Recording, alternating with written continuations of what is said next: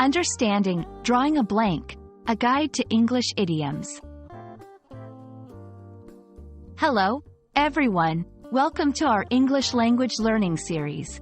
Today, we're going to explore a common English phrase, drawing a blank. We'll break down what it means, how to use it, and give you some examples to help you remember it. Let's get started. The phrase, drawing a blank, refers to the situation where someone cannot remember something or fails to produce an expected result.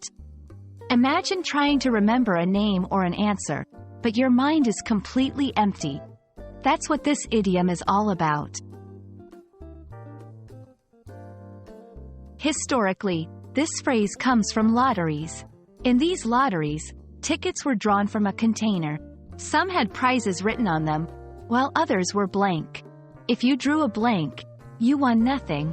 Over time, the phrase evolved to represent coming up with nothing in general.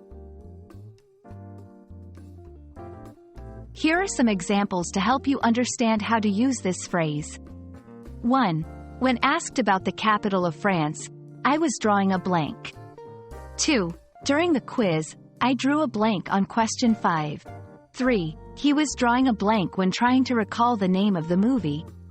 Notice how it's used to express a lack of memory or an inability to produce an answer. Sometimes, you'll hear variations like, draw a blank, or drew a blank. They are used in the same way but in different tenses.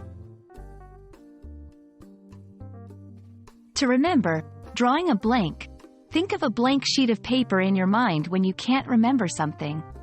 This visual can help link the phrase to its meaning. And that's all on the phrase, drawing a blank. We hope this video helps you understand and use this idiom confidently in your conversations. Remember, idioms are a fun way to make your English more natural and expressive. Happy learning, and see you in our next video.